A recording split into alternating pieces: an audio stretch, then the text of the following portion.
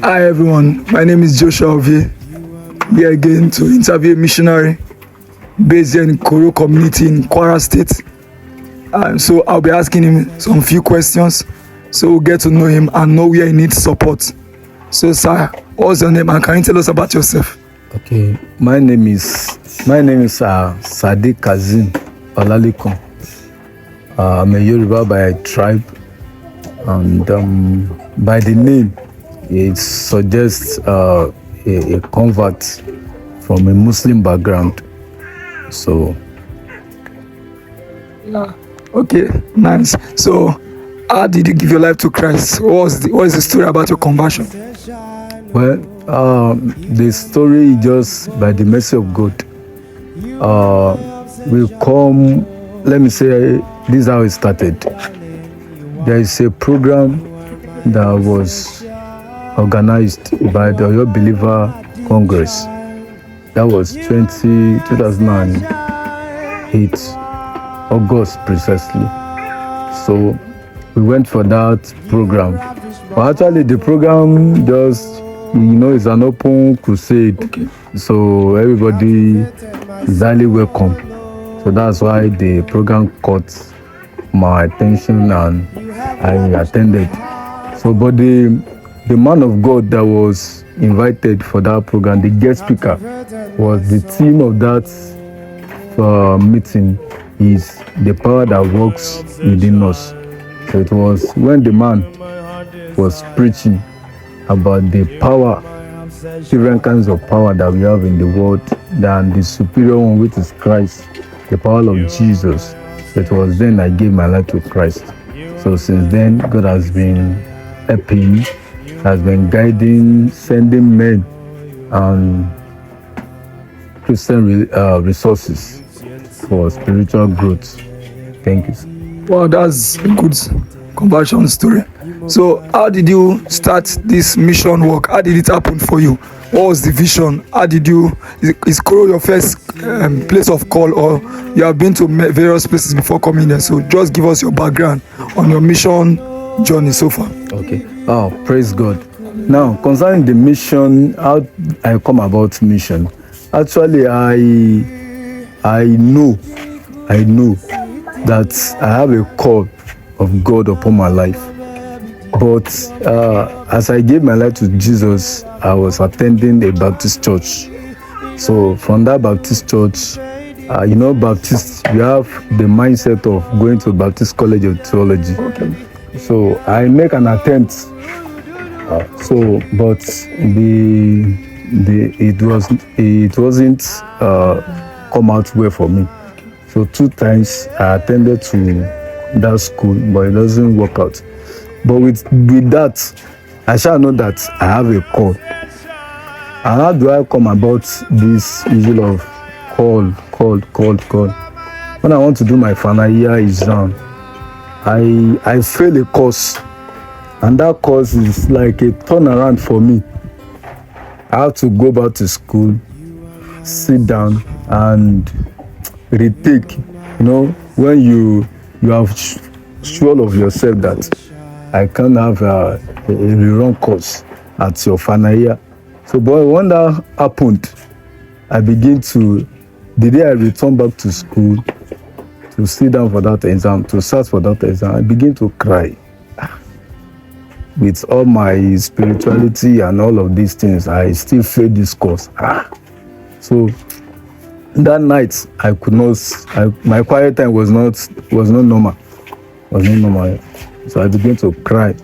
So the Lord allowed me to cry very well, very, very well. It was when I cried and I cooled down myself.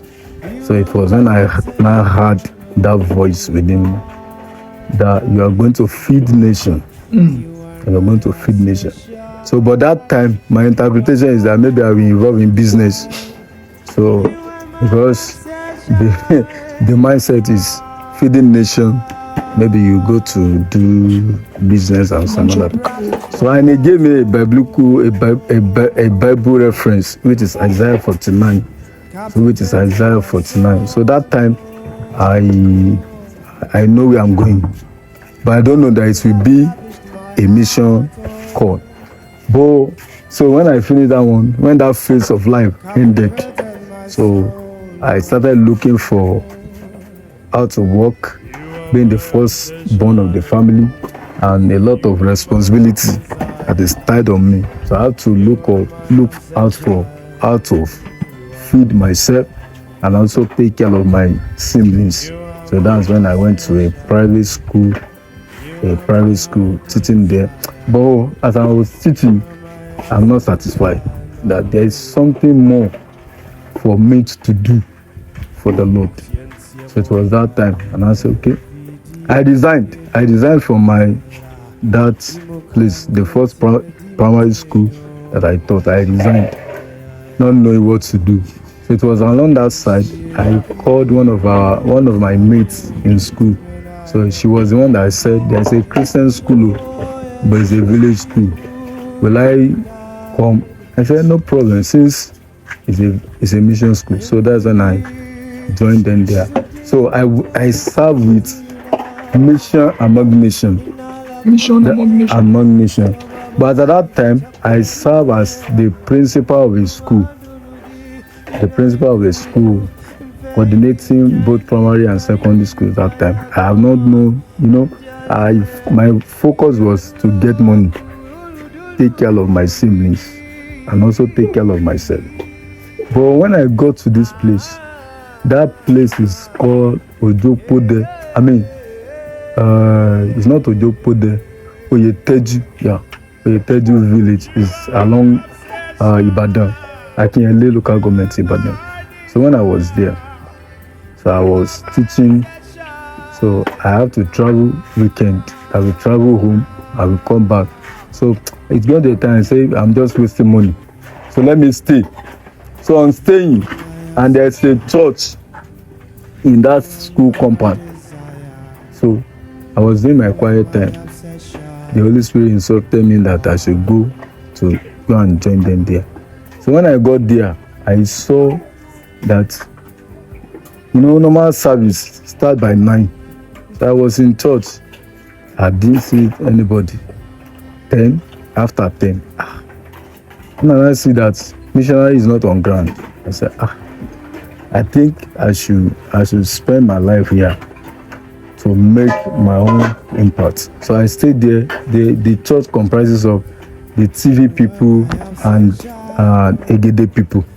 So TV people and Egede people. So I stayed there for about 4 years. Yeah, 4 years before I moved on to School of Mission. It was there that my director, in person of Pastor Ebe Folakan, he was the one that mobilized, do a kind of mission awareness for me. So he introduced me to a program under Christian Missionary Foundation, CMF. So I ADC. So that was 2019. So I attended. So it was there. Well, as the program was going, is there not a course? That was the theme of that convention that time. So as the program was going, I began to think many things was coming in my mind. Could it be the direction of what God is telling me? Now I'm looking at Baptist College of Theology, Oyo, and the mission. I said, okay, let me see how it goes. So, and the association, they call us, they make altar call for those that will go for mission. So it was when then I came out that I want to soul out my life for mission work. So after that convention, I returned back and tell my mission director that time that this is what I'm sensing God is asking me to do. And I say, if it is God, I should go ahead. That's when I got the admission form to Idere School of Mission, CMF School of Mission, Idere, in Oyo State. So I went there. I was trained as a missionary. So after the training, I was posted to Bayelsa State for my field practical sample precisely. So after that one, I came back to Ibadan for my orientation. That's when they sent me to Kwara State. That was my first time of coming to Kwara State. They sent me to a field called Ningrumi. as education missionary, using education as a means, as a tool to reach out to the Balboa people group. So I was there. I came around February 2020. So I was there as the principal of the school. See, I left there May 2nd, 2024. Yes, I left there. I served there for about 4 years. So that's my journey. So how do I come about Koro village? Well, before I take a move of leaving CMF, I have a mentor, in person of Pastor Mike Okune. So he is one that God really used him for me, seriously. Because most times if I want to make a decision, I'm a man of now. But God brought him to my way that no, you can't do now in this kind of scenario. Even if you want to depart, let your departing be honorable. Let it be with honor. So I have to wait till all issues were settled. And there's not much issue because I see that I need to do more. When you involve in education will not give you time to go to places to reach out. Because as for me, I like going around, touching places. But I see it as it's like you are tied in a place. No. So in the first time I came here, we came here for an outreach. We did film show. And I discovered that we have a massive. I've been going out for film show in Bauchi local government. Koro is the first place that we have a massive turnaround. Wow. That we have a massive people. They really came, and those that dedicate their life that day, they are 47 in number. Wow. I say wow. So that one creates a kind of yes. So I create a relationship with some people in the community. There's a Igbo man here. So it was as a result of that, we have a relationship together. So when I now say, okay, I want to resign, where next to go? So I began to contemplate where next to go. Because it's one of the challenge. If a missionary is resigning, you must know where else to go. So I was now contemplating, praying, and so that was when that mind of Koro come back to me again. And I said, okay, if that's the case, let's keep on processing it. So when I dropped my resignation letter, I given 3 months notification. So for that 3 months, I was doing my preparation here, and I was also attending to other duties for me. Yeah. So I came to Koro May 2nd. Right. Yes, this is my son named Ebe. This is the first child of the family. Wow. Ebe. How are you? So continue, sir. So that is why. So coming to Koro, I came to Koro May 2nd. But before coming to Koro, I took my time to seek the face of the Lord, because I have many fears in my spirit. One, you are working with a ministry, you are working with an organization that is well known. Now you want to be on your own. You want to have an independent ministry. How will you cope? How will you do it in such a way that the ministry body will not be on you? But God has been faithful. So I came alongside with there was a time a ministry come alongside with me, which is Lamp of God and Sure Care Foundation. So that was a time I want to leave the field. I was at grooming that time. I want to leave the field. And what causes it is that my passion is into church planting church, raising disciples and plant church. But school did not allow me to do it. And the people I'm working with at that time, their focus is on education mission. So reaching out to people, planting church is not their really main target. So there's a what will I call it now? There's a kind of making a choice, making a decision. What do you do? Your passion and the other people's passion. So you have to strike and balance it. What is the Lord leading you has to do? So when that one happened, when they came, they really did a wonderful work, because the place I'm serving under Christian Missionary Foundation, when I went to that village, there is nothing. We are just worshiping under the sun. And as a leader, you think of what to do. How could you be gathering people? And again, we are worshiping on Saturday.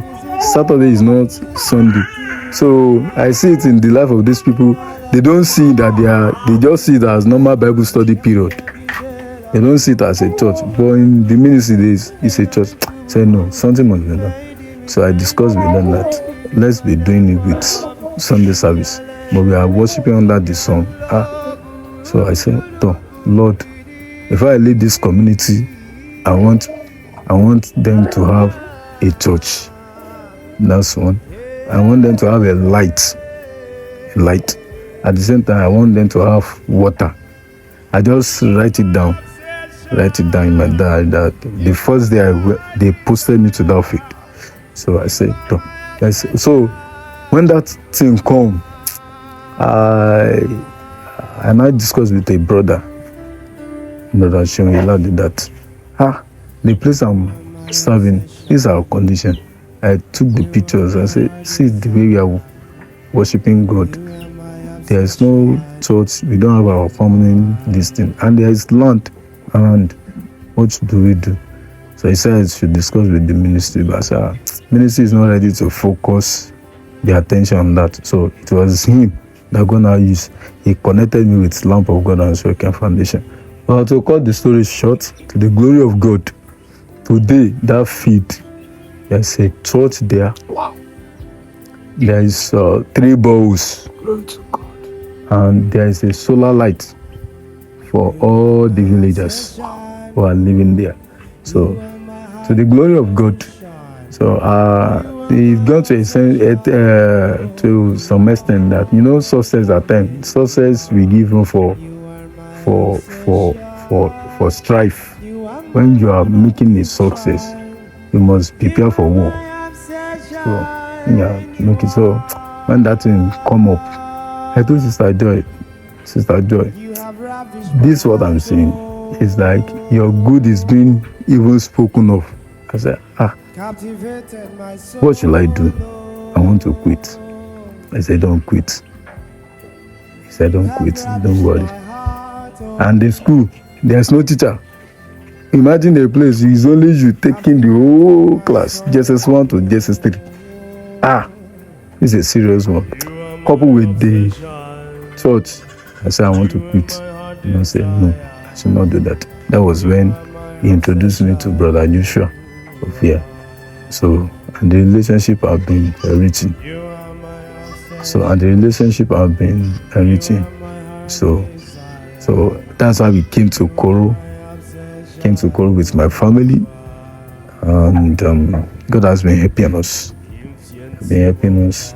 And within Koro year, we have been to many places. At least every month we have it in a plan that we'll be going out to other communities. In Barutin alone, we have about 920 something villages. 920 something villages. In Barutin was divided into 4 districts. So out of these 4 districts, we have only 1 district. We are in only 1 district, Ileja Gwanara district. And Ileja Gwanara district is a Muslim-dominated community. And they are very strong to their religion. Very strong to their religion. Among these districts, is only Ileja Gwanara district that is lacking behind because they don't give room for Jesus. They don't give room for Jesus. With that, we have, by the mercy of God, God used my mentor. God used him to mobilize for a motorcycle for me. That was last year, December 15. So God used him to mobilize a motorcycle for me because our work here, we are not we are not mobile. You'll be stressed off. You will burn out. There was a time I want to do an outreach in a community. I have to trek. I trekked to that community. I came back. So on my way coming back, I nearly fell down. So I'm tired. I can't run again. I can't walk again. And I can't sit down. So I had to stand on that same spot. So on returning back home, for like 3 days, I could not go out. Wow. For like 3 days, I could not go out to see our terrain here. So, well, in the course of that, I discussed with him that this is my challenge now. That at least if I can see a bike that, asks me which type, I say Bajaj will be okay here.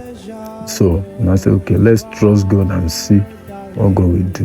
And God used him that December last year to get me the bike. Also with the bike, we have been able to move around. We have gone to many communities within Kwara State and outside Kwara State. So currently now, we have an extension to Benin Republic, Yambua to be precisely, and Kabo. So these are another extension of the ministry work there, bringing a kind of mission awareness to church, the need for youth to be involved in missions, and also see how to partner with them to train the workers on church ED, having an ED church. So I think that's what I can say for now. Sorry, I'm married. I didn't say it earlier. I'm married with 2 children. Wonderful boys. You're welcome, sir. All right. That's a journey. From 2024. So, something strike me from what you said. You are the first son of your father. Yes. And you decided to go into this work, trusting God to meet the needs of your siblings. Yes. You went to school also. Yes. You graduated. Yes. And it was in school you caught division. Yes. So you caught division as a youth. And God has been sustaining you. Yes, sir. Even when maybe organization structure wanted to restrict division, the fire inside you couldn't keep you down. So you've been through so many journeys. Thank God, sir. And want to thank God for the souls that have been saved during the period. So, sir, what are your challenges currently in this field? Your current challenges. I know also that 3 weeks to the planning of this outreach, you told me, even though you were trying to keep it, you got an accident on your leg, and coming here to see that it's even quite serious than I thought. So what are the challenges you are going that's so that people can support in prayers, in cash, and in any way possible? Well, when it comes to challenges are numerous. But by the mercy of God, He has been coming alongside with us at each point of our need. The first challenge I have is how to gather people in a place where we have already have two existing church. You know, when you want to do a spiritual mapping of a community, and you discover that there are two churches in a place, then we bring a kind of question in your heart, that how will you not cause a division? How will you see people? how will you see people? Because when I try to create a kind of relationship with one of the pastors here, so one of the things he told me when I called him, that I'm coming here, I introduced myself to him, my background and the church I'm attending before being myself in mission. One of the things he told me is that, how are we going to do it that we will not be striving with members? I said, sir, let me come first. This confrontation is too high. I call you on phone, you are saying this. Let me come to that community first and see what God will do. So that one is the first challenge for me. So on getting here, I also think of how can we get a landed property? Because I also know that if they give you land for free, for future's sake, if nothing is being done, so it's going to be an issue. So we are praying alongside. I came to community, I said, how much are they buying land here? The man told me the amount. I said, okay. So I was thinking of buying one plot, but I later ended up buying 2 plots. So that's one of the challenges. So, but when I came to this community, so I made up my mind that I will not reach out to people who have once been to a church, that they can say, this is our church, this is our church. No. The man carry us from one church, and because of that information. So I started looking for, as God will have it. One day we were here, me and my wife. That was on market day. So one Baba came. He was just coming. He said, they greeted us and we greeted him. He said, Pastor, my wife, they told me that you are a new pastor here. I quickly told him that I came here to have a church. I don't know anymore. I just told him that night that I came here to have a church. He said, my son also is a pastor in Paraku. Tomorrow, come and see me. We will talk. That man is Sabi Mondro. So he was the one. So I traced him the following day. That was on Friday. I traced his address. I went there. I saw him. So I told him I want to have a church. And I said, he has people, they are not going to church, but they are Christian. Okay, sir. We were saying something about there are certain people group who have not heard of, who are not attending church, are not going to mosque, they are not in any religion. Yes. Can you put more light on that? Yes. In this routine, so there are many people who are not going to church, who are not even going to mosque, but they are just there, waking up, eating, going to farm and sleep. So in that kind of scenario, and we cannot live where we are now, and also go to. So that scripture that said the harvest is plenteous, but the laborers are few. Yes. So there are many communities scattered where laborers are needed. Seriously. In fact, in my own statistics, if the church in the city deployed two believers to this kind of environment, it will not be enough. Wow. It will not be enough. So, sir, have you been to any community where there is no church, there is no mosque, where the people are just there? Yes. I can't remember the village. Okay. But I went there. I followed. There is a mission organization. There is a youth ministry from Lagos. So a missionary of mine invited me. So on our way going, that's when we go to that village. I went there. So what's the population of people in that community like? What's the range? If I'm not exaggerating, as I look around that time, they were up to maybe, let's say, probably 2,000. Wow. Yeah. Without a church, without no religion at all. There is no church there. In fact, you cannot point to a church there. And they are virgin people. The land is a virgin land. If you see a missionary who will go and who will also stay, there's a difference between the people who are going and those who are staying. So the people that will stay, that's the major need. That's the major need. That's a lot of burden, sir. And we trust God that God will really raise laborers for his work. Amen. So, sir, what are your financial challenges right here in Koro community? My financial challenges is on the issue of the outreaches. One of the mission strategies that I wrote down is that we'll be doing a periodical mission outreach outside Koro community. Outside Koro, and to the glory of God, even though we have not have much, the little we have, we are using it. And at times we use our family support to do the work. So the last outreach I went to, it was Yakira. There's a community Yakira named Yakira. So I went there.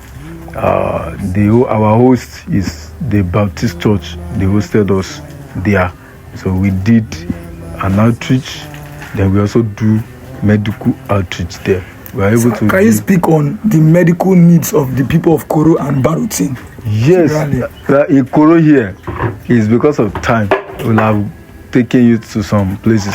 If you look around in Koro, there's no maternity here. Yes, sir. There's no maternity. Single one, there is no. We don't have it here. And it's a major challenge. Even when I have an accident, the person who is taking care of me is just a community midwife. And if not because of, I look at it, me myself, the treatment is not getting any improvement. I say, this leg is not improving. So before things get worse, so I quickly runs down to Nigrumi, so we have a proper medical attention. So, sir, from here to that Nigrumi is like how many hours? From here to Nigrumi is, if you can ride bike very well, it's just 30 or 45 minutes. But if you want to enjoy yourself, at least you take 1 hour. That's a lot of time for someone in emergency situation. You take a lot of 1 hour. But my wife delivered here. Our second born, we born in here. In the house, in this in the community. In the community there. Oh, thank God. So we thank God that everything was successful. But majorly there's a medical attention here. At least if they can have a standard maternity, community maternity, it will be okay. It will help, because all these people are just killing people. They are just treating us anyhow. So it's also there. Then the issue of another challenge, which one is very serious one. If you look around our public primary school, it's also there. There's no teacher. It's affecting my children, my son. It's affecting him. So I have to took him to another community. And that one is called Damira. So from here to Damira, it took about 2 hours for my son to have access to education. So it has been a stress on my part. So I'm now thinking of, if there is no school here, let me also create one to reduce that tension. Because anytime I'm away for mission, my son will not go to school. So that's one of the another challenge that also have. So in terms of finance, we depend on God. There is no work we are doing that can fetch us money. So when we came, somebody told me and said, Pastor, This place you can't sit alone. Better you beg people to give you land so that you be farming. And with my health, we are couple farming with my head and with the work on my hand. I will not go find that work. So where this family support is highly needed. Ministerial support is also there. I said it. Supporting us in terms of fuel. So sir, just itemize the challenges that you know that need support in this community. Just itemize them. One of the challenges that need one is the school to have school. Then also for the mission house, as you can see, we have not have our own mission house. We are just rented, and the apartment for the room for the house we are staying, we are paying 50,000 per year. So 50,000 per year. So we are trusting God to have our own mission house. Then again, there's no light. We are trusting God for solar light for the missionaries. As it is now, in the night, every place look dark. Look like day before you're coming, we killed a scorpion. Jesus. A scorpion, very, very big one. The big one. So we sat down. So it was my wife who used torch to see something is going on. So before we notice it, it's a big scorpion inside the house. Yeah, he want to enter. The scorpion want to enter the room. So thank God that for the protection. So for that mean that we have a solar and everything light. So we will see and everything will be okay. So then for the church also we need God to help us to complete the ongoing building. So that's the other things. As I also noticed that there's just one borehole. So can you tell me about the water? Tell us about the water supply. The water supply in the community is a serious one because it's only one borehole for the whole community. And is that the dark one, the dark one. So during the dry season like this, most time we do fight ourselves on the queue, and most time we go to fetch late in the night. Imagine when people are supposed to sleep, they are not sleeping because of the water. So we are in need of water supply. So it's also needed. We are trusting God that God will have His way and meet all our needs. All right, everyone. We've listened to our brother Lekon, who is here in Koro community. He needs a lot of support. We've been here since on Saturday morning. Traveling all the way from Benin, it has been a very long journey. Yeah, we had to spend 2 days to get here. And walking through the community, we saw there's a great need here. Our brother here needs a lot of support in prayers, support in laborers, support in cash, support in any medium. So his account details will be displayed below the screen. So if you want to support him, you can send in your support as God gives you grace. And as well, pray with him. And then if there are people who want to volunteer, maybe stay for 3 months, 6 months, and help them so that the school is about to start in the community, can partner with them, come and teach with the children in the school. Because even the school in the community is not working. And the children just wake up in the morning and go back to bed in the evening without any plan, without any purpose. So we are pleading with everyone in the body of Christ, people scattered abroad, who will see this video, please support us, support our brother, support this work.